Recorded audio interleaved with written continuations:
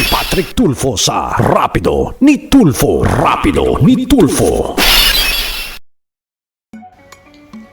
Inilapit sa amin ng isang concerned citizen ang issue ng nahack na system ng Marina o Maritime Industry Authority, ang ahensya ng gobyerno na namamahala sa mga dokumento ng mga marino o seaman sa bansa.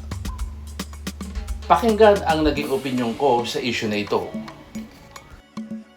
Ito yung message ko kay Louie. Galing po sa isa sa mga humingi ng tulong sa atin.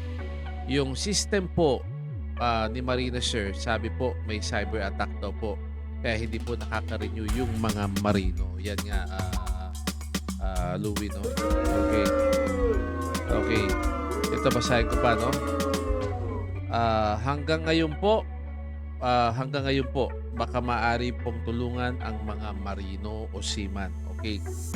Na cyber attack daw po ang system. Up to now, hindi pa po ata naayos kasi wala pang announcement. Marami na pong seafarers ang nakakancel ang appointment at napapalitan ng ibang lahi sa barko. Yan po yung message ko kay Louie, no? At we're trying to set an appointment to set up an interview with Marina upang alamin totoo bang na cyber attack. Inaayos nyo na po ba?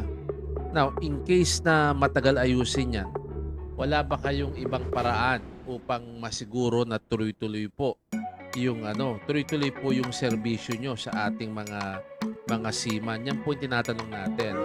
Okay. Kinabukasan, agad namang naglabas ng official statement ang Maritime Industry Authority o Marina ukol sa isyong ito. Pakinggan.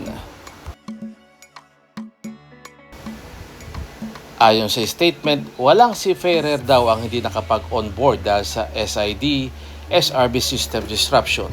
Walang nawalan ng trabaho. Lahat ng expedite applications ay nabigyan ng sertifikasyon sa mismong araw ng kanilang appointment. We encourage seafarers to coordinate directly with Marina, not to seek out individual officials or rely on unverified claims on social media.